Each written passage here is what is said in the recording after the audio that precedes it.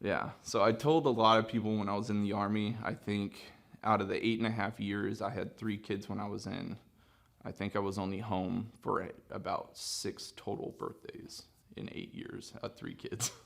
And I missed a birth of 1 kid. So that's what I'm saying. It's like, this job, it gives me that opportunity to really like spend the time with my family, and it really sold it. And I had a lot of friends that I coached their kids in sports, and a lot of their kids, their dads were electricians, and I was like, man, you're always here. Like, you're like, what do you do for work? And they're like, oh, I'm an electrician. And I was like, what? No way. So I'd talk to them for hours after practice or before a game. And, I was like, man, that sounds so cool. And then I started I'd be like, oh, do you know this person? They're like, oh yeah, I worked with him back over here. And I'm like, man, this sounds so cool. So that's when my brother really said it, I was like, I just jumped in. I literally dropped everything. And I told my wife, like, hey, I'm going to do this. And she's like, okay.